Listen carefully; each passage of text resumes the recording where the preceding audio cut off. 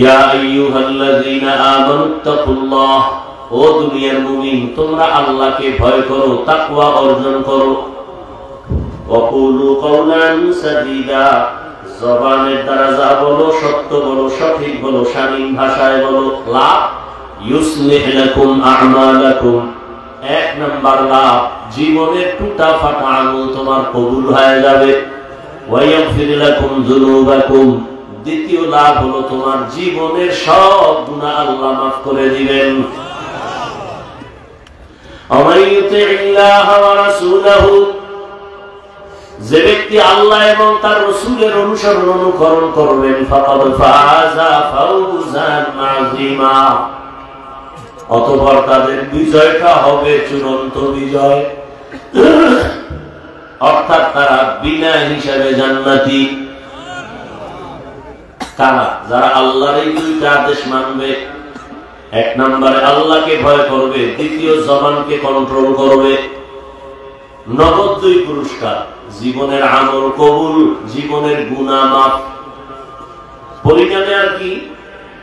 যারা নবী এবং আল্লাহর অনুসরণ করবে তারা বিনা হিসাবে জান্নাতি। হাদিসে পাকে নবী বলেন, কুল্লু উম্মতি ইয়াদখুলুনাল জান্নাতা ইল্লা মান আবা,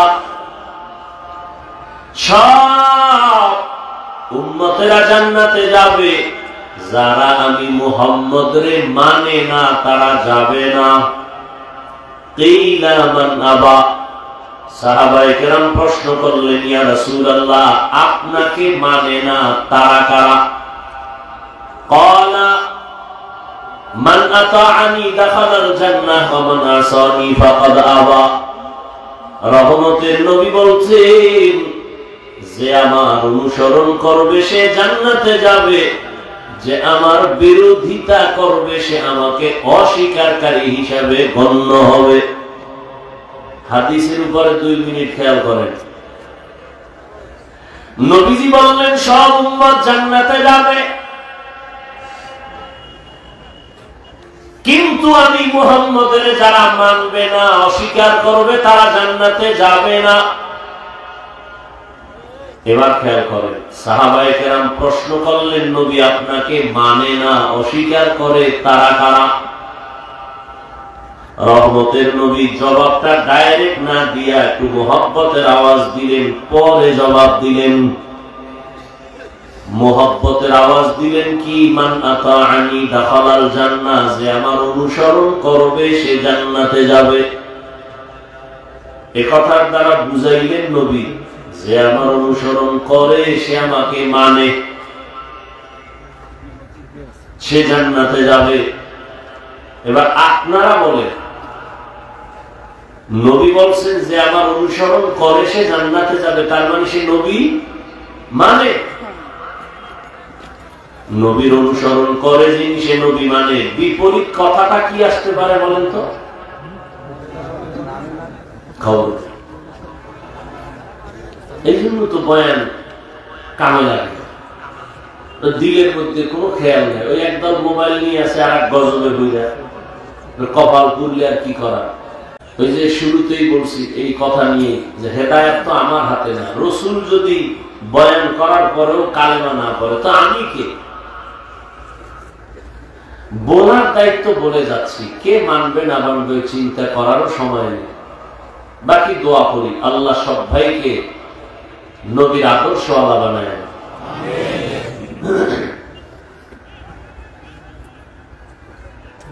নবী বললেন, যে আমার অনুসরণ করবে সে জান্নাতে যাবে। বিপরীত কথা কি দাঁড়ায়? যে অনুসরণ করবে না সে জান্নাতে। কিন্তু নবী একথা বলেন, আমার অনুসরণ করবে না সে জাহান্নামে যাবে। নবী একথা, নবী কি বলছেন? ওমান আসানি ফাকাদ আবা, যে আমার বিরোধিতা করবে সে আমাকে অস্বীকার করার কারণে জাহান্নামে যাবে। এখান থেকে কি সবক নিবেন?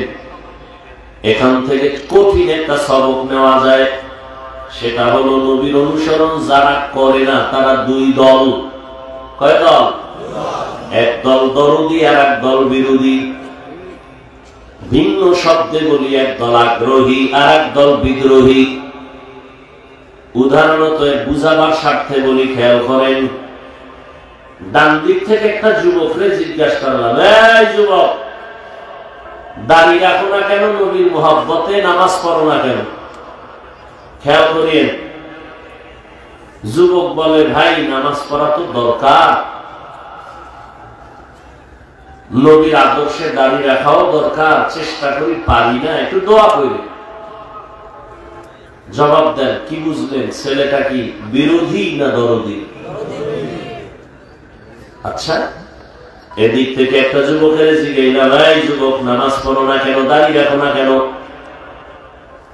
যুবক আমার কথাটা শেষ না হতে বিদ্যুতের গতিতে জবাব দেয়, দাড়ি না রাখলে অসুবিধা কি, নামাজ না পড়লে অসুবিধা কি?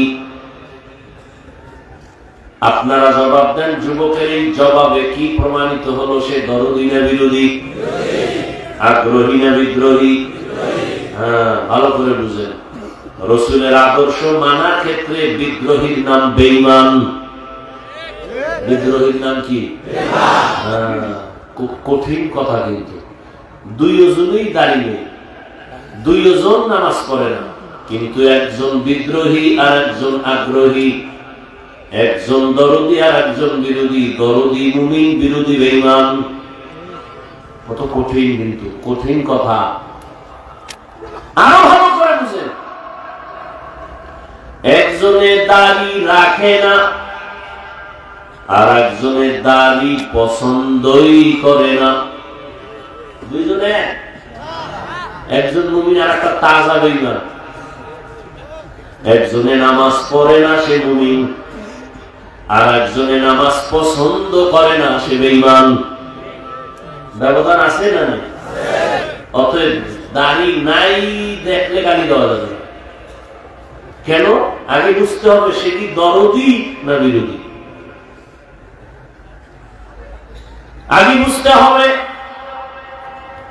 একজনে নামাজ পড়ে না, তাকে গালি দেওয়া যাবে না।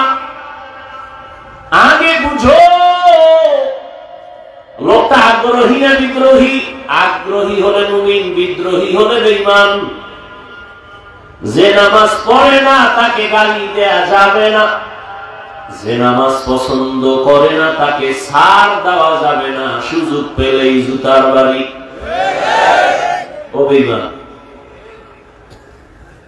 একজনে রাজনীতি, কোরআনের রাজনীতি করে না। কোরআনের রাজনীতি আসেনি? আমরা তো আমগো থেকে অনেক উচ্চ লেভেলে শিক্ষিত। আপনারা কি পরিমাণ ওয়াজ যে করেন, চিন্তা করলাম এই মাদ্রাসায় পড়ে কি ঠকলাম। কারণ 20 বছর মাদ্রাসায় আটা রুটি ডাউলের পানি খাইয়া জীবনটা শেষ।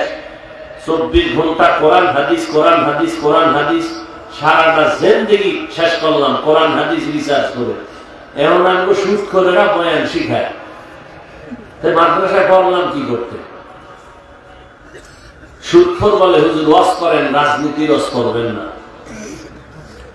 হ্যাঁ, গোটা দুনিয়া সুলাইমান নবী চালাইছেন কোরআনের আইন। আমরা বয়ান করলে তো কোরআনের ওই রাজনীতির বয়ান করি। ইউসুফ নবী মিশর চালাইছেন, ওই কথা কোরআনে আছে, ওই রাজনীতির বয়ান করি। ওলামায়ে কেরাম তো ওই রাজনীতির কথা বলেন যে রাজনীতি রহমতের নবী করেছেন। আবু বকর রাষ্ট্র চালাইছেন, সেই রাজনীতির বয়ান করি। ওমরে ফারুক রাষ্ট্র চালাইছেন, সেই রাজনীতির বয়ান করি। এটাই হলো আসল রাজনীতি। এর বাইরে সব পেটনীতি আর দুর্নীতি, সব চান্দাবাজি আর ধান্দাবাজি। কার পেছনে ঘুরিয়ে তুই নামাজ ছাড়ছো? কার পেছনে ঘুরে ঘুরে তুই আজ দাড়িটা কেটে ফেলেছো রে বাবা? কি পাওয়ার আশায়? কিছু টাকা? লিখে রাখ, যার পিছনে তুই ঘুরে এক প্লেটে খাও, নামাজের তোয়াক্কা করো না, কিছু পাওয়ার আশায় রেডি থাক। ওই চান্দা বাজার ধান্দাবাজ কত স্বার্থপর, স্বার্থে যদি আঘাত লাগে দল থেকে নাম কাটবে না, তোর কল্লা পর্যন্ত কেটে ফেলবে। লিখে রাখ। তোরে মারার জন্য নতুন শত্রু লাগবে না। তুই যেই জানে লইয়া এক প্লেটে খাও না, এ তোর জীবনের জন্য ছুরি রেডি রাখছে, তোর খবর নাই। ভাগে যেদিন কম পড়বে সেদিন গোপন বৈঠক হবে, ওকে মাইনাস কর, ভাগে কম পড়তেছে। এ বানায় বলতেছি, তাহলে রেডি থাক মরার লেগে। তোরে মারার জন্য কোন শত্রু আসবে না, খবরদার। এই ধারণাই অন্তরে রাখবি না যে আমার কে জানি না। তোর বন্ধু যে কলিজা যারে তুই কলা খাইলে অর্ধেক খেয়ে দাও, তুই খাও, ঘুমের মধ্যে তার স্বপ্ন দেখো, সে তোরে মারবে, এটা লেখা রাখবি। সোনার বাংলায় তো এই বয়সে এগুলি দেখতেছি, কথা বলেন না কেন? তো তুমি আর একজনের গালি দাও কেন? তোমার শত্রু অন্য কেউ না, তোমার বন্ধু তোমার জীবনের শত্রু।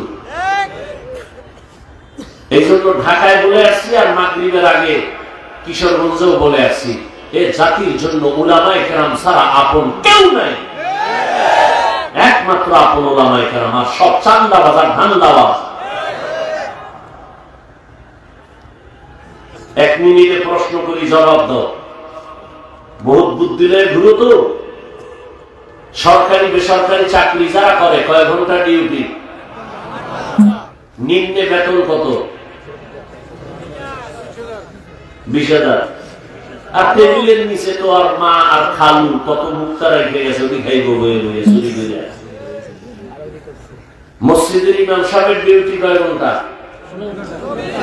বেতন কত? 3,000। পুরো দুনিয়ার মধ্যে এর থেকে আর বড় জুলুম কি হতে পারে বলো? এর থেকে আর বড় জুলুম কি আছে বলো? 8 ঘন্টা ডিউটি করিয়া বেতন 20,000। আর ইমাম সাহেবের 24 ঘন্টা ডিউটি, বেতন 5,000, তাও রিমান্ডে রাখে।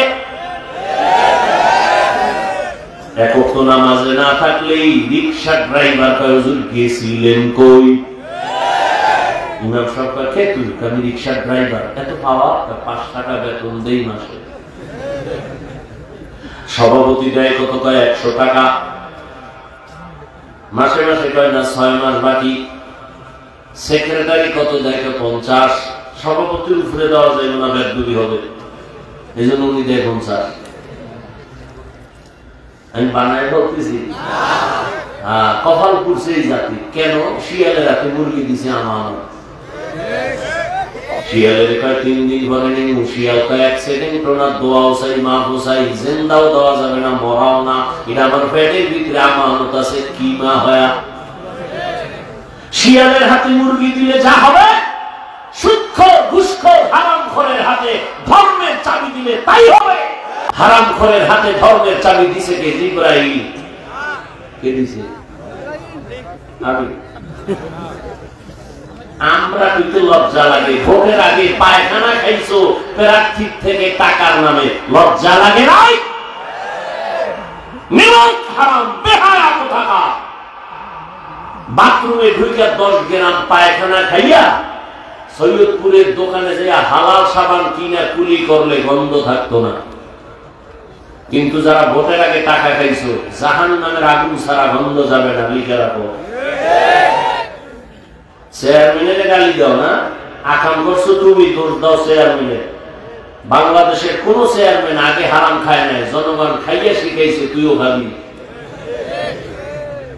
এই জন্য লিখে রাখো, আমার কথা কয়েকটা লিখে রেখো পারলে। জনগণ হারামখোর হলে ওদের নেতাও হারামখোর হবে। জনগণ সুদখোর হলে নেতাও সুদখোর হবে। জনগণ নামাজি হলে নেতাও নামাজি হবে। মনের একটু কথাগুলো মানবা না তো? হুজুর কথার তো কোনো মূল্যই নেই তোমাদের কাছে। আল্লাহ হেদায়েত দান করুন। মোহাব্বতের নিরিখেই বলি, কাউকে আক্রমণ করা মাকসাদ না। আমার লাভ কি আক্রমণ করে? তাহলে এত কষ্ট কেন করি? সেই গত রাত্রে ভাত খাইছি, আর আজকে আসরের আজানের পরে সারাদিন না খেয়ে খাইছি। মাহফিল ধরতে হবে। এরপরে আবার কতজনার লম্বা লম্বা মোষ, আর মোষ তাওয়াইয়া বাঁকা করিয়া কত বাজে কথা। আলেমিয়া ঠইলেই গেলাম। কেন আল্লাহর কোরআন শিখছিলাম? আমরা বলে সব ফকিন্নি। তা তোমার 10 তলা বিল্ডিং তুই জঙ্গলে ঘুমাও কেন? এই নিমো খারাম, কোটি কোটি টাকা ব্যাংকে মানুষে খায়, তোর কপালে নাই কেন?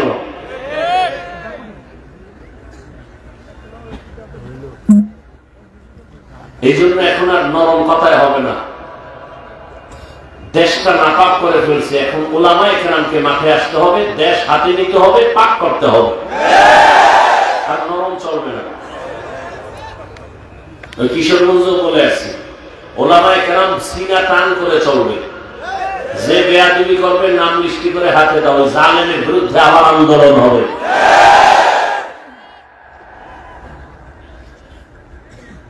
আল্লাহ হেদায়েত দান করুন। ওলামায়ে কেরাম আল্লাহর উপরে ভরসা করে ময়দানে নামে, চাকরি খাওয়ায় না, পিপিলি কারখানা যদি আল্লাহ দিতে পারেন, উড়ন্ত পাখির রিজিক যদি দিতে পারেন, আপনাকে কেন দিবেন না? আল্লাহ সব ভাইকে হেদায়েত দান করুন। হ্যাঁ, তো নবীর আদর্শ যারা মানে না তারা দুই দল, এক দল আগ্রহী আর এক দল বিদ্রোহী। এ বিষয়ে কিছু কথা বললাম শুধু হাদিস নিয়ে, এবার আয়াতের মধ্যে ঢুকি। ঢুকবো না কষ্ট হবে? আয়াতের মধ্যে আল্লাহ দুইটা আদেশ দিয়েছেন, মানলে দুইটা পুরস্কার। আদেশ কি? 1 নম্বরে তাকওয়া অর্জন করো তথা আল্লাহকে ভয় করো। দ্বিতীয় আদেশ হলো জবানকে কন্ট্রোল করো। এই আয়াতের মধ্যে আল্লাহ হাত কন্ট্রোল করো, চোখ কন্ট্রোল করো, কান কন্ট্রোল করো, পা কন্ট্রোল করো আল্লাহ বলেন। আল্লাহ জবানের কথাটা বিশেষ করে বললেন কেন? জবানকে হেফাজত করো কেন বললেন? এই জবাবটা দিব। মানুষের পুরা বডির মধ্যে যত অঙ্গ প্রত্যঙ্গ আছে, এর মধ্যে আল্লাহর দেয়া জিহ্বার জবান একটা বড় নিয়ামত। 2 নাম্বার, পুরা বডির মধ্যে যত অঙ্গ প্রত্যঙ্গ আছে, পুরা বডির মধ্যে জিহ্বা হলো মারাত্মক একটা অ্যাটম বোম অস্ত্র। প্রথম কথা হলো বড় নিয়ামত, দ্বিতীয় কথা বড় অস্ত্র। এবার দোনোটার কথা শুনে নিয়ামত কি বলে? দুনিয়ার যত প্রাণী আছে, সব প্রাণী আমাদের মতো তাদের হাত আছে, চোখ আছে, কান আছে, মাথা আছে, পেট আছে, খানা আছে, বাথরুম আছে, কিন্তু আমাদের নিয়ামত সব থেকে বেশি জবান। দুনিয়ার অনেকে এই জিহ্বা নাড়ায় খায়, কিন্তু কোন প্রাণীর জবানে আওয়াজ নেই, আল্লাহ আমাদের দান করেছেন। এই জিহ্বা কেমন এক নিয়ামত! আমি যে মাউথ নিয়ে সামনে কথা বলি, আমার এই কথাটা মাউথ টেনে মেশিনের দ্বারা ইউনিটের মাধ্যমে হর্ন থেকে বের করে বহু দূরে নিয়ে যায়। এই যে মেশিন চলতেছে, এটাকে আবার ফ্যান দিয়ে বাতাস দিয়ে ঠান্ডা রাখে। সীমার অতিরিক্ত যদি মেশিন চলে, হঠাৎ করে আগুন লেগে পুড়ে যাবে সব। আনলিমিটেড এই মেশিন চালাতে পারবে না, কিছুক্ষণ ঠান্ডা রাখা লাগবে, না হয় অন্য মেশিন চালাবে, আর একটার একটু রেস্টে দিতে হবে। কিন্তু আল্লাহ জিহ্বা নামের বড় নিয়ামত। দুনিয়াতে আসার থেকে জিহ্বা নাড়াইয়া কত কোটি কোটি কোটি কোটি কথা সাপ্লাই দিলা। 30 বছর, 40 বছর, 50 বছর পর্যন্ত জিহ্বা নামের মেশিন চলতেছে চলতেছে চলতেছে, হাজার হাজার হাজার কোটি কথা সাপ্লাই হচ্ছে। 1 সেকেন্ডের জন্য কখন আমার মাওলার দেওয়া জিহ্বা বন্ধ হয় নাই। গাল ব্যথা করে, মাথা ব্যথা করে, কপাল ব্যথা করে, ঠোঁট ব্যথা করে, জিহ্বা ব্যথা করে না। এত বড় এক নিয়ামত আমার আল্লাহ দান করেছেন।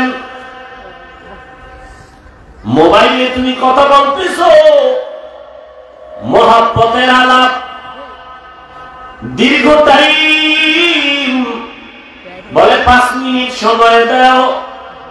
5 মিনিটের কথা বইলা কথা যে শুরু হইছে, যত কথা বাড়ে মহব্বত বাড়ে, ভালোবাসার চাদরে আবৃত হইয়া কথা বলতে বলতে বলতে বলতে হঠাৎ করে কথার লাইন কেটে গেছে। আরে তাড়াতাড়ি কেটে গেল। মোবাইলের স্ক্রিনে তাকায় দেখে 26 মিনিট নাই। কাইটে গেল কেন? ব্যালেন্স নাই। দেখে না ব্যালেন্সও ঠিক আছে। নেটওয়ার্কের সমস্যা কয় তাও না, মোবাইলে টাকাও আছে নেটওয়ার্কও আছে, কথার লাইন কাটলো কেন? ভালো কইরা নজর কইরা দেখে চার্জ নাই। কি নাই? চার্জ নাই। এবার দৌড়ে গেছে চার্জ দেওয়ার জন্য। দ্রুত তুমি চার্জ লাগাও। আবার এমন কিছু চার্জার আছে ফাস্ট চার্জার, 1 ঘন্টার চার্জ আধা ঘন্টায় হয়ে যাবে। ফুল চার্জ দিয়ে আবার কথা বলো, আনলিমিটেড, কোনো টেনশন নাই। আবার কিন্তু এক পর্যায়ে চার্জ থাকবে না। কিন্তু আমার মাওলার দেওয়া জিহ্বা নাড়াইয়া এত কথা বলছো রে যুবক, 1 সেকেন্ডের জন্য কখনো চার্জ দিছনি? ওই জিহ্বার চার্জ কে দেয়? ওই মেশিন কে বানাইলো? ওই মেশিনের তেল পেট্রোল অকটেন কে দেয়? একবার চিন্তা করে যদি বলতি আলহামদুলিল্লাহ, আমার মাওলা খুশি হইয়া তোর জীবনের গুনাহগুলো মাফ করে দিতে। ইয়া ইলাহি মুঝসে মুঝকো দূর করো, তাকে দেখো मुझ में तुझको एक नजर, या इलाही तू मेरा माबूद है, या इलाही तू मेरा माशूक है। ओ बांदा তুমি এক প্লেট ভাত নিছো, খানা খাবা, প্লেটের মধ্যে খানা নিয়ে তরকারি নিয়ে অনেকক্ষণ তুমি হাত দিয়া নাড়ায় চাড়ায় দেখলা খানার মধ্যে কোনো ভেজাল আসেনি।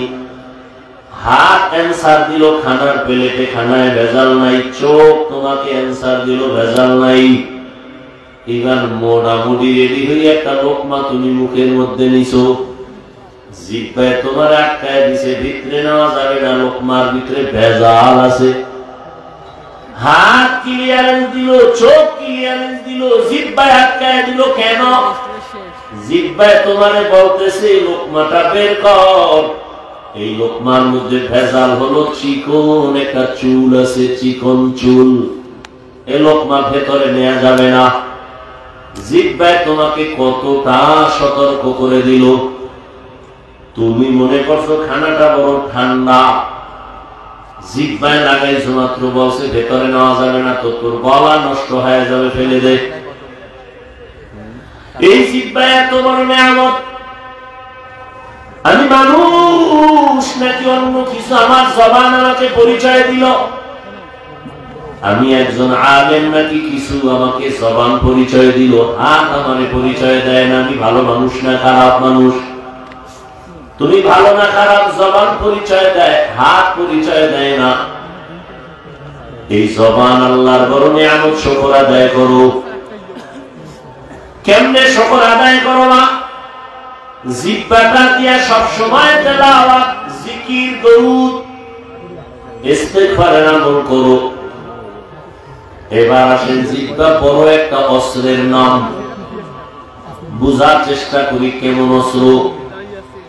বলে এটা প্লেটের মতো চারদিকে ধার, ডানেও কাটে, বামেও কাটে, সামনেও কাটে, পেছনেও কাটে, প্লেটের মতো। বলে কেমন? জিহ্বা নাড়াইয়া একজন বিধর্মী মানুষের সামনে বলে লা ইলাহা ইল্লাল্লাহ, সাথে সাথে তার নামটা এখন ঈমানওয়ালার খাতায় চলে আসছে। জিহ্বার এক কথা। আবার এই জিহ্বা নাড়াইয়া এক মুমিন বলে আমি আল্লাহ মানি, কোরআন মানি, তবে কোরআনের বর্ণিত রাজনীতি মানি না। একই জিহ্বার এই কথায় তার ঈমান চলে গেল। এই একই জিহ্বা নাড়াইয়া অপরিচিত একটা মেয়ে যদি একটা যুবকের বলে তোরে আমি স্বামী বানাই নিলাম, তুই কবুল কর, স্বামী ছেলেটা যদি বলে কবুল করলাম, দুইজন চারজনের সামনে যদি বলে ফেলে বউ হয়ে গেল জীবনের আপন। আবার এই জিহ্বা নাড়াইয়া যদি বলে তুই তালাক, একই জিহ্বার কথায় তার স্ত্রী জীবনের থেকে বিদায়। বিচারক চেয়ারে বসিয়া ফাঁসির আসামিকে জিহ্বা নাড়ায় বলে তুমি মুক্ত, ফুলের মালা গলায় পরে ফাঁসির আসামি বাড়ি। আবার এই জিহ্বা নাড়াইয়া বিচারক যদি বলে নিরপরাধের পুলিশ হ্যান্ডকাপ লাগাও, নিরপরাধী একই জিহ্বার কথায় আসামি কাঠগড়ায় দাঁড়াবে। জিহ্বা এমন এক অস্ত্র, এটা তোমার আমার ইচ্ছার বিরুদ্ধে চলে, কেমনে তুমি কন্ট্রোল করবা? দেখছো নি এটা অ্যাডভান্স চলে, অ্যাডভান্স। ঘুমায় গেছে মানুষ মরা, কিন্তু জিহ্বা চালে, জিহ্বা চলতেছে। একজনে কাঁচা ঘুমের মধ্যে আমার বন্ধু ডাক দিছে, ও কাঁচা ঘুম, ও চোখ বন্ধ করে জিহ্বা নাড়ায় কাঁচা কয়েকটা গালি দিছে, ও দৌড়। তোর আর জীবনে আনু না, যেই গালি দিলি ঘুমের থেকে ওইটা ডাক দিলাম, এই তুই গেছো কই বন্ধু? তোর সাথে কথা নাই, যেই গালি দিছ ঘুমের ভিতরে। না না না, তুমি গালি দিলে, হ্যাঁ রেকর্ড করলে তুই টের পাইতি কি পরিমাণ গালি দিয়েছ। আল্লাহর কসম ঘুমের মধ্যে জিহ্বা কি বলছে আমি জানি না। তাহলে জিহ্বাটা আপনার আমার কন্ট্রোলের বাইরে। হাত যদি অন্যায় করে বেঁধে রাখো, কন্ট্রোল হয়ে যাবে, অন্যায় করবে না। চোখ যদি খারাপ কিছু দেখে মেকআপ লাগাও, কালো আয়না লাগাও, দেখবে না। পা যদি অন্যায় করে পায়ের মধ্যে রশি লাগায় বেঁধে দাও, অন্যায় করবে না। কান যদি অন্যায় কিছু শুনে পট্টি লাগায় দাও, অন্যায় আওয়াজ আসবে না। জিহ্বাটা যে অন্যায় করে তাহলে কেমনে আটকাইবা? রশি দিয়েও তো বাধা যায় না, কষ্টে লাগানো যাবে না, কারণ জিহ্বার মধ্যে আল্লাহ একটা মেডিসিন দিয়ে দিয়েছেন, পানি। এটা আবার কত বড় নিয়ামত। অল টাইম জিহ্বায় যদি পানি না থাকে মানুষ মরণাপন্ন হয়ে যায়, কারণ মুখ শুকায় গেলে ডাক্তারের কাছে দৌড়ায়, আমার পাগলের মতো হয়ে গেছে, জিহ্বা শুকায় যায় কেন? বলে ডায়াবেটিস বেড়ে গেছে, তাড়াতাড়ি মিষ্টি খাও। জিহ্বার মধ্যে এমন একটা পানি, বড় নিয়ামত। বলে কেমন? এই যুবক বাবা, ঘুমের থেকে উঠা বাসি মুখে কুলি না কইরা এক গ্লাস পানি তুমি পান করবা, জিহ্বার সাথে যে লালাটা ভেতরে যাবে রোগের ঔষধ। কুলি করবা না, বাসি মুখে কুলি ছাড়া পানিটা পান করবা, খালি পেটে ঘুমের থেকে উঠাই মুখের ভেতরে জিহ্বার লালা সহ ভেতরে যাবে পেটের ঔষধ। তোমার চেহারার মধ্যে যদি কোন স্পট হয়, গোটা হয়, শাহাদাতান নূর বের করে জিহ্বার মধ্যে লাগায় 3 বার বিসমিল্লাহ বলে লালা দিয়ে লাগাও, চেহারায় কোনো গোটা থাকবে না। তবে সারা রাত্র মোবাইলে যদি আকাম করে গোড়া উঠাও, ঘুম মাইক দিয়া, ওইটা লালায় যাবে না।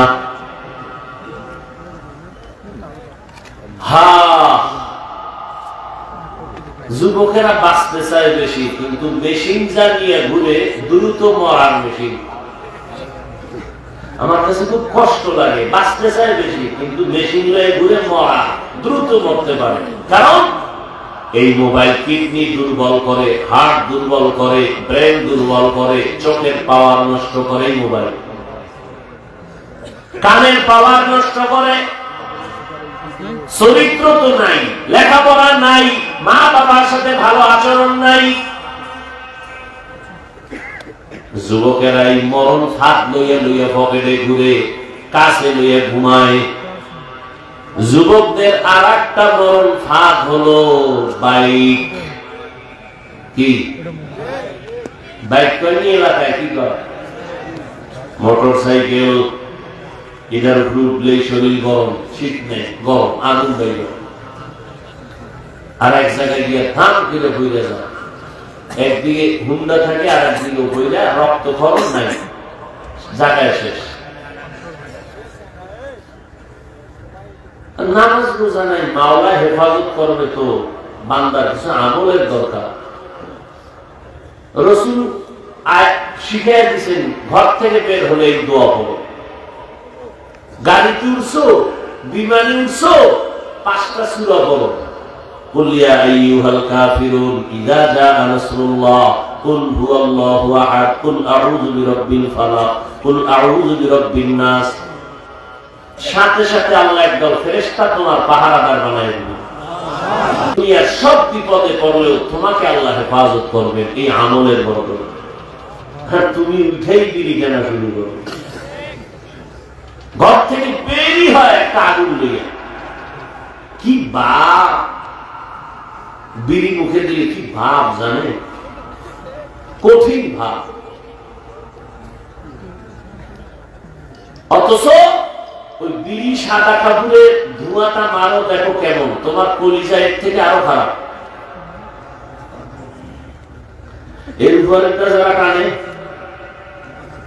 মদ পান করে, গাঁজা খায়, এটি তো ক্যান্সারে মরবে নাকি এমনি মরবে, এত সোজা। একটা মানুষও শান্তিতে মরে না এই যারা এই নাপাক খায়, নাপাক। আল্লাহ সব ভাইকে হেদায়েত দান করুন। তো জবানটাকে কন্ট্রোল কেমনে করি? হাত আটকায় রাখা যায়, পা আটকায় রাখা যায়, কান আটকানো যায়, চোখ আটকানো যায়, জিহ্বাটারে আটকানো যায় না, কষ্টেপ লাগানো যায় না। জবানটারে কেমনে হেফাজত করব, কন্ট্রোল করব? আল্লাহ পাকের গোলাম, এটা কন্ট্রোল করার মতো তোমার হাতে কোনো পাওয়ার নাই। আমি আল্লাহ দয়া করে একটা মেডিসিন দিলাম, এটা ব্যবহার করো, জিহ্বা কন্ট্রোল হয়ে যাবে। ওই মেডিসিনের নাম হলো তাকওয়া। হরকে দার খৌফে হকদার দিল মদম, জান্নাতুল মাওয়া দেহত ও রামাকাম। জবানের কন্ট্রোল করে মুমিন। আল্লাহর ভয়, তাকওয়া বড় দামি এক সম্পদ। এই তাকওয়া মায়ের গর্ভ থেকে পাওয়া যায় না। এই তাকওয়া আল্লাহর ভয় অন্যের থেকে নিতে হয়। অন্য বলতে কারা? লিকুল্লি শাইইন মা'দিনুন ওয়া মা'দিনুত তাকওয়া কুলুবুল আরিফিন। প্রত্যেকটা ভালো জিনিসের গোডাউন আছে, তাকওয়ার গোডাউন হলো আল্লাহর প্রিয় বান্দাদের কলব। আল্লাহ কিছু বিশেষ বান্দা আছে জমিনে, এরা আল্লাহর মুহাব্বতের বান্দা। এরা তোমার আমার সাথে চলে ফিরে ঠিক, তবে তাদের চোখের পাওয়ার আলাদা, তাদের কলবের পাওয়ার আলাদা। তারা যদি তীক্ষ্ণ নজরে কারো দিকে ভালো দৃষ্টি দেয়, তাদের কলবের পাওয়ার বেড়ে যায়। ওই যে মোবাইলে চার্জ লাগে, পাওয়ার হাউসে তুমি চার্জার ঢুকাও। এই জমিনে আল্লাহর মুহাব্বতের বান্দা অন্য মানুষের জন্য কষ্টি পাথর, পাওয়ার হাউস, ওখানে নজর লাগাও তো তোমার কলবে পাওয়ার চলে এলো। ওই পাওয়ারের নাম কোরআন বলে ফুরকান, হাদিস বলে ওই পাওয়ারের নাম ফিরাসাত। ইয়া আইয়ুহাল্লাযীনা আমানু ইন তাত্তাকুল্লাহা ইয়াজআল লাকুম ফুরকানা। হাদিসে এই পাওয়ারকে বলে ফিরাসাত। قال رسول الله صلى الله عليه وآله وسلم اتقوا فراسة المؤمن فإنه ينظر بنور الله। এই পাওয়ার আল্লাহর ভয় যখন অন্তরে আনবে, তখন বান্দা স্কুলে পড়লেও নামাজ ছাড়বে না। এই তাকওয়া নামক পাওয়ার যদি তোমার অন্তরে আসে, এখন তোমার নামাজ পড়তে ভালো লাগে না, তখন তোমার নামাজ না পড়লে ভালো লাগবে না। এখন তোমার পর্দা করতে ভালো লাগে না, তাকওয়ার পাওয়ার যখন আসবে, আল্লাহর ভয়, তখন তোমার পর্দা না করলে ভালো লাগবে না। এখন আমি টুপি ছাড়ি না, তুমি টুপি পরো না। আমি নামাজ না পড়লে লজ্জা লাগে, তুমি পড়তে গেলে লজ্জা লাগে। আসলে মেডিসিন তাকওয়ার ভয়, আল্লাহর ভয় নাই। এই আল্লাহর ভয়টা অন্তরে জমা করার জন্য আল্লাহর ওলি যারা, পীর আউলিয়া যারা, খাঁটি আল্লাহওয়ালা, তাহাজ্জুদওয়ালা, তাদের নজর লাগাও। তাদের নজরের মধ্যে পাওয়ার আছে।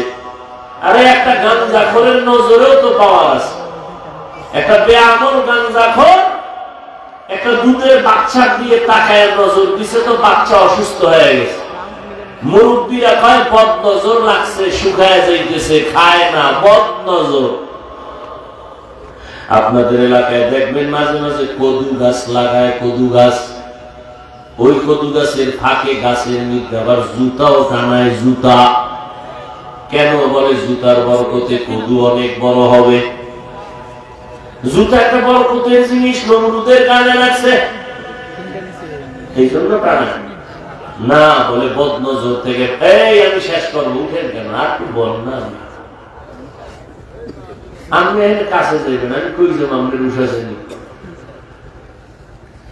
আর দীর্ঘ টাইম বসার যদি অভ্যাস না থাকে, ভিতরে কেন ঢুকেন আপনারা? থাকতে ওই কত আল্লাহর আশেকরা বাইরে দাঁড়ায় রয়েছে, তারা ফাঁকে ফাঁকে গিয়ে বিড়ি খেয়ে না, আবার কোনো টেনশন নেই। আপনি ভিতরে ঢুকে কেন ডিস্টার্ব করেন আরো 10 জন? আর আমার কতজনে গেছি, আমার ফাঁকে ফাঁকে আটতে গেছে। কেউ বিড়ির নেশা, চায়ের নেশা, পানের নেশা, মানে শয়তান তো আর বইয়া নেই। এত সুন্দর একটা ভালো কাজে বসায় রাখলে তো শয়তান পড়া যায়। তো শয়তান তো এই ভালো কাজে বসতে দিবে না সবাইকে, একটা খোসা দিয়ে উঠে। জবানের হেফাজত করো হে মুমিন, তাকওয়ার মেডিসিন লাগাও, আল্লাহর ভয়। এই আল্লাহর ভয়টা যখন অন্তরে আসবে, এটার আবার পার্সেন্ট আছে। যার ভয়ের পার্সেন্ট যত বেশি, তার আল্লাহর মুহাব্বতের আমলও তত বেশি। রহমতের নবী বলেন, আমি রাতের বেলা মসজিদে নববীর পাশে আয়েশার হুজরায় ঘুমায় যাই। আমি এশার নামাজ পড়ে কারোর সাথে গল্প করি না, আমার অভ্যাস ঘুমায় যাওয়া। নবী বলেন, আমি ঘুমাইলে আমার চোখ বন্ধ থাকে, তবে আমার অন্তর কখনো ঘুমায় না। আমি আয়েশার হুজরায় ঘুমে গেলাম, হঠাৎ করে আমার ঘুম ভেঙে গেল। কানের মধ্যে শুনি কে যেন কাঁদতেছে, কান্নার আওয়াজ। আমি উঠলাম, আস্তে আস্তে উঠা আয়েশার যেন ঘুমের কোনো ক্ষতি না হয়। রহমতের নবী কেমন আদর্শের নবী আমার। প্রত্যেকটা মানুষ যদি চিন্তা করত, মায়ার নবী শিশুদের সাথে কেমন আচরণ করছেন। কোন বাবা যদি চিন্তা করে, ছাত্র শিক্ষক যদি চিন্তা করে, শিশুর উপরে জুলুম করতে পারবে না। একজন স্বামী যদি চিন্তা করে, রহমতের নবী স্ত্রীর সাথে কেমন আচরণ করতে, কি করছে জানার দরকার নাই, শুধু এতটুকু ভাববে নবী তার স্ত্রীর সাথে কেমন আচরণ করতেন। এতটুকু যদি মানুষ ভাবে, কোন স্বামী স্ত্রীর উপরে অন্তত জুলুম করবে না। একটা মা বাবা যদি ভাবতে থাকে, রহমতের নবী সন্তানের সাথে কেমন আচরণ করতেন, কোন মা বাবা কোনদিন সন্তানের উপরে জুলুম করত না।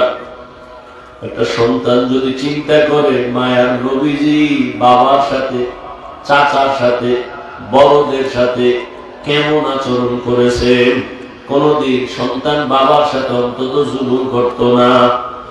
রহমতের নবী আলেম, ইলমওয়ালা, মুরব্বী, তাকওয়াওয়ালার সাথে নবী কেমন আচরণ করছেন, শুধু এতটুকু ভাবে যদি কি করছেন ওটা জানার দরকার নাই, শুধু এতটুকু ভাবলেও তার অন্তরটা নরম হয়ে যাবে। কারণ আমার মায়ার নবী এমন দয়ার নবী, জীবনে কোনোদিন একটা মিথ্যা কথা বলেন নাই। ওরে মুসলমান, কেমন নবী পাইছো? চিনলা না কেমন মায়ার নবী আমার, যেই নবীর জন্য আমার আল্লাহ পর্যন্ত আশিক। মুহাম্মদ আমার নবী, কেমন আল্লাহ পাক তার আশিক। আল্লাহ বলেন মুসা আমার বন্ধু, ঈসা আমার বন্ধু, ইব্রাহিম আমার বন্ধু, ইউসুফ আমার বন্ধু, মুহাম্মদ আমার বন্ধু। তবে সব নবী রাসূল আমি আল্লাহর আশিক, আর আমি আল্লাহ নিজে শুধু মুহাম্মদের আশিক। ব্যবধান আছে না নাই? আমার আল্লাহ নবীর আশিক, মায়ার নবী বলে আমি ঘুম থেকে উঠছি, উঠা আয়েশার ঘুম যেন ক্ষতি না হয়, আমি আস্তে আস্তে উঠা বের হইলাম। আমার মাথার পাশেই তো মসজিদে নববী, খেজুর পাতার ঘর। আমি বের হইয়া নজর করে তাকায় দেখি ভোর রাত্র হয়ে গেছে। আসমানের দিকে তাকায় দেখি সুবহ সাদিক হবে হবে ভাব, কিছুক্ষণ পরে ফজরের আজান হবে। আমি মসজিদের দিকে হালকা নজর করে দেখি এই গভীর রাতে আমার ঘুমটা ভাঙলো কে? আসলে তো ইচ্ছা করে কেউ চিল্লানি দেয় নাই, নবীজি দেখাই চোখে পানি আসছে, সাধারণ কোন ব্যক্তি না। নবী বলেন আমি তাকাইয়া দেখি আমার হাতের সাহাবী, জান্নাতি সাহাবী আবু বকর নামাজে দাঁড়ায় দাঁড়ায় কান্না করতেছে। আমি অপেক্ষায় থাকলাম। আবু বকর নামাজ শেষ করিয়া যখন কান্না বন্ধ করেছে, আমাকে দেখা পাগলের মতো হয়ে গেছে।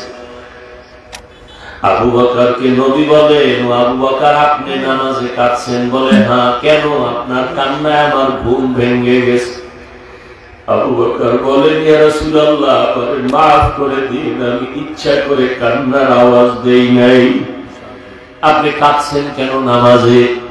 আবু বকর বলেন ইয়া রাসূলুল্লাহ, আমি কান্না করেছি হাসরের ময়দানে মালিকের আদালতে কেমনে দাঁড়াবো সেই ভয়। আল্লাহর নবী বলেন হে আবু বকর, 10 জন সাহাবা জান্নাতের টিকিট পাইছে, এর মধ্যে তো আপনি প্রথম। আপনি আবার জান্নাতের টিকিট পাইয়া কেন কান্না করেছেন? আবু বকর বলেন হে পয়গম্বর, কিয়ামতের দিন নবীদের কোনো গুনাহ নাই, তারাও কান্না শুরু করবেন। একদিকে সূর্যের গরম, অন্যদিকে জাহান্নামের আওয়াজ, অন্যদিকে আমার আল্লাহ রাগান্বিত হইয়া আওয়াজ দিবেন লিমানিল মুলকুল ইয়াউম লিল্লাহিল ওয়াহিদিল কাহ্হার। ও নবী, আপনি তো বয়ান করে বলেছেন আল্লাহ যখনই আওয়াজটা দিবেন হাসরের ময়দানটা গরম, থরথর করে কেঁপে উঠবে আল্লাহর রাগান্বিত আওয়াজে। মানুষগুলো বেহুশ, নবীরা যাদের গুনাহ নাই তারাও কান্না করবেন। কি উপায় হবে তাদের? ও রহমতের নবী আদম নবী কাঁদবে, উম্মতের কথাও ভুলিয়া যাবেন। ঈসা নবী কাঁদবেন, মুসা নবী কান্না করবেন, ইব্রাহিম নবী কান্না করবেন।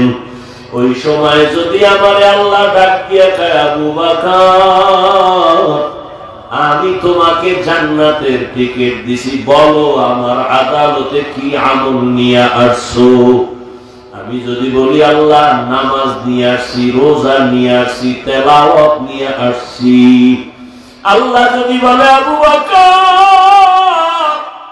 আমি যেইভাবে তেলাওয়াত চাইছি ওইভাবে তেলাওয়াত তুমি করতে পারো নাই, আমি যেইভাবে নামাজ চাইছি ওইভাবে তুমি নামাজ আদায় করতে পারো নাই, আল্লাহ তখন তো রাগ হইয়া যদি বলে আবু বকরের সব আমল বরবাদ, আল্লাহ যদি অর্ডার করে জাহান্নামের ফেরেশতারা আবু বকরের হাতে পায়ে জাহান্নামের শিকল লাগাও, ওই দিন আমার উপায় কি হবে রে নবী?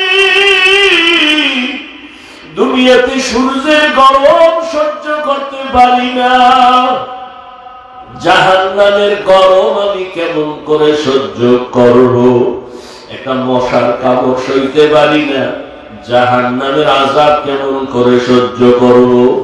একটা বেতের বাড়ি সইতে পারি না, হাসরের ময়দানে আল্লাহর আযাব কেমনে সহ্য করব? ও আমার কলিজার বাবারা, ও পর্দার আড়ালের মা বোনেরা, আমার কলিজার যুবক বাবারা, আমি তোমাকে কিন্তু এতক্ষণ যত বয়ান করছি একবারও বলি নাই আমার মতো টুপি লাগাও। আমি একবারও বলি নাই আমি কওমি মাদ্রাসায় লেখাপড়া করেছি, তোমরাও স্কুল কলেজ বাদ দিয়া মাদ্রাসায় যাও, একবারও বলি নাই। আমি তাবলীগের লাইনের সন্তান, তোমাকে একবারও বলি নাই বাবা তাবলীগে যাও। আমি পীরের মুরিদ, একবারও বলি নাই তুমি পীরের কাছে যাও। বরং আমি তোমাকে সাপোর্ট দিয়া যাইতেছি, আমার মতো সাপোর্ট তোমাকে কোনো বক্তারা দেয় না, জানি না কেউ দেয় কিনা। আমার জানা মতে কোনো বক্তাই যুবকদেরকে এই পরিমাণ সাপোর্ট দেয় না। আমি চ্যালেঞ্জ দিয়া বলি, ও যুবক বাবা, স্কুল ছাড়িও না, কলেজ ছাড়িও না। আমি তোমাকে কলিজা দিয়া দোয়া করে গেলাম, স্কুলে পড়িও, কলেজে পড়িয়া ডাক্তার হও, ইঞ্জিনিয়ার হও, প্রফেসর হও, তুমি একজন ব্যবসায়ী চাকরিজীবী হও, মাদ্রাসায় যাওয়ার দরকার নাই। মাদ্রাসায় আমাদের আলেমের অভাব নাই, হুজুরের অভাব নাই, ছাত্রের অভাব নাই। আমার দেশে এখন অভাব আদর্শ ডাক্তার নাই, আদর্শবান ইঞ্জিনিয়ার নাই, আদর্শবান এসপি নাই, ডিসি নাই।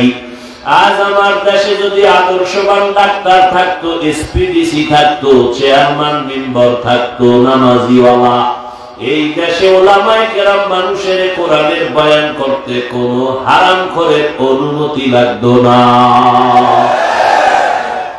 ও আল্লাহর বান্দা, তুমি স্কুলে পড়ো, কলেজে পড়ো, কোনো বাধা নাই। অনুরোধ করে বলছি, কেউ কলেজ ছাড়বা না, বরং তুমি ডাক্তার হও, ইঞ্জিনিয়ার হও, প্রফেসর হও, ব্যবসায়ী হও, চাকরিজীবী হও। তবে আমার ছোট একটা দাবি, তুমি খবরদার বেয়াদব হইও না।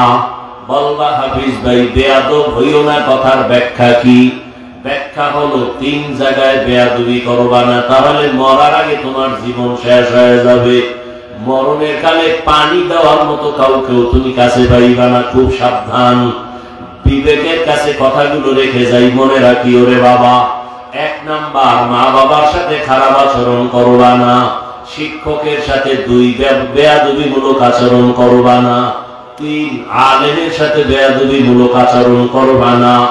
যদি মা বাবার সাথে বেয়াদবিমূলক আচরণ করো, আর মা বাবায় যদি কষ্ট পাইয়া বলে, আহ এটাই তোর জন্য একটা আগুন, এই আগুন যদি তোর কপালে লাগে তোর জীবন ধ্বংস। শিক্ষকের সাথে খারাপ আচরণ করার কারণে যদি শিক্ষক একটা নিঃশ্বাস ফালায়, তোর ছাত্র জীবনের লেখাপড়া সব ধ্বংস হয়ে যাবে। আলেমের সাথে খারাপ আচরণ করার পরে যদি একটা নিঃশ্বাস দেয়, তোর জীবন ধ্বংস হবে। অতএব মা বাবার বেয়াদবি নিও না, শিক্ষকের সাথে বেয়াদবি করে বরদোয়া নিও না। তুমি মা বাবার দোয়া নিয়া, শিক্ষকের দোয়া নিয়া, উলামায়ে কেরামের পরামর্শ নিয়া তুমি ডাক্তার হও, ইঞ্জিনিয়ার হও, প্রফেসর হও, ব্যবসায়ী হও, চাকরিজীবী হও। দেখবা তুমি ডাক্তার হলো তোমার জীবন ধন্য হবে, ইঞ্জিনিয়ার হলো তোমার জীবন ধন্য হবে। এবার তাকাইয়া দেখো যুবক বাবা, তোমার মতো বহু যুবক জীবনে মাদ্রাসায় পড়ে নাই, জেনারেল লাইনে পড়ে, স্কুলে পড়ে, কলেজে পড়ে, চাকরি করে, ব্যবসা করে, র্যাব, আর্মি, পুলিশ, বিডিআরের চাকরি করে, ডাক্তার, প্রফেসর, ইঞ্জিনিয়ার, 5 ওয়াক্ত নামাজও পড়ে আছে না নাই? বলো তুমি কেন পারো না রে বাবা? তোমার মতো যুবক রাস্তায় গাড়ি চালায়, নামাজ ছাড়ে না, বলো তোমার কপালে কার বরদোয়া লাগছে, তুমি কেন পারো না রে বাবা? তোমার মতো যুবক কৃষি কাজ করে, নদীর মধ্যে মাছ ধরে, নামাজ ছাড়ে না। তোমার মতো যুবক ব্যবসা করে, নামাজ ছাড়ে না। বলো তুমি কেন পারো না? অবশ্যই তোমার কপালে না জানি কারো বরদোয়া লাগছে, গুনার কারণে বুঝি আল্লাহ বেজার হয়ে গেছে। ওরে আমার মাওলার কোরআনটারে মিথ্যা মনে করিও না। আজকে তাকায় দেখো, কই বাড়িওয়ালা, কই টাকাওয়ালা মাস্তানেরা কেউ দুনিয়ার বাহাদুরি করিয়া টিকতে পারে নাই, কিন্তু যারা নবীর আদর্শওয়ালা তারা বাদশা আগেও ছিল, এখনো আছে, মুকুটহীন সম্রাট। কিয়ামতেও আল্লাহ এদের সম্মান দিবেন। অতএব আমি বলবো, বাবা তুমি ডাক্তার হও, বেয়াদব হইও না, ইঞ্জিনিয়ার হও, বেয়াদব হইও না।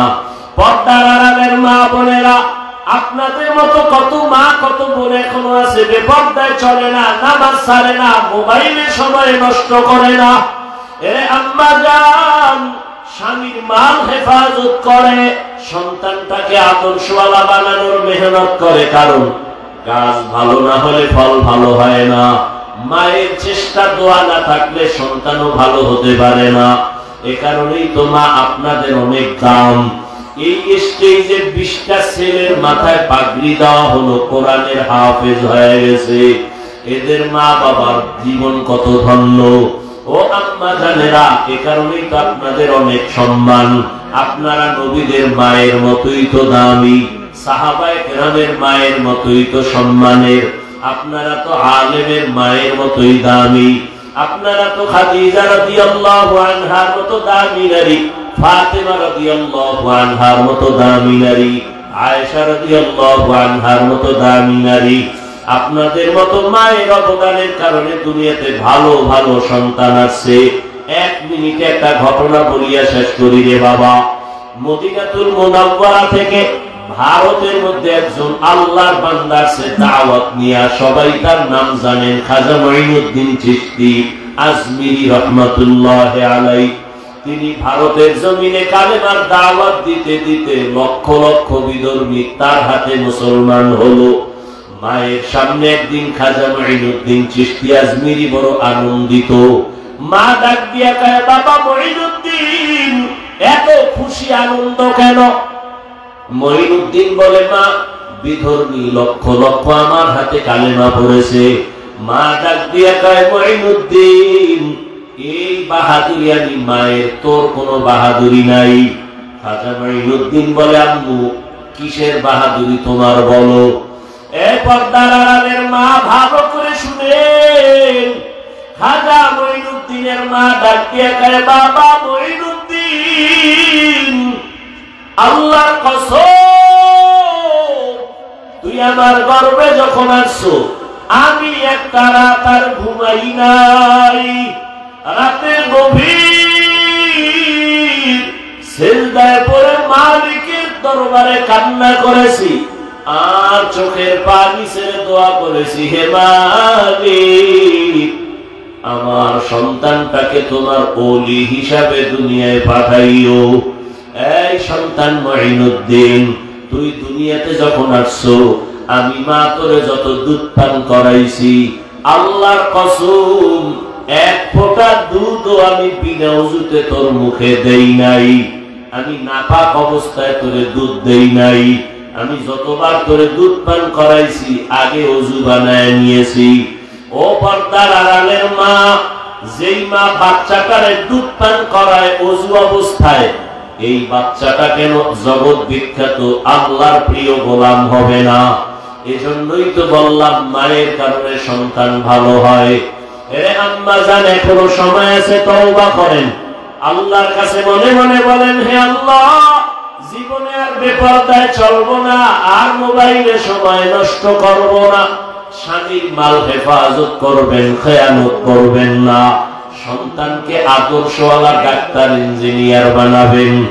যুবক বাবারাও তওবা করে নাও।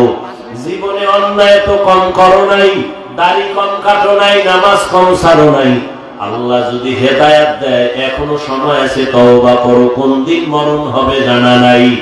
আল্লাহকে মনে মনে বলো, হে মালিক, জীবনে তো কম নামাজ ছাড়লাম না, আজকে থেকে তওবা করলাম, আর দাড়ি কাটবো না, বেপরদায় চলবো না, নামাজ ছাড়বো না। মা বাবার দোয়া নিয়া, শিক্ষকের দোয়া নিয়া, উলামায়ে কেরামের পরামর্শ নিয়ে নবীজির আদর্শ মেনে চলবো।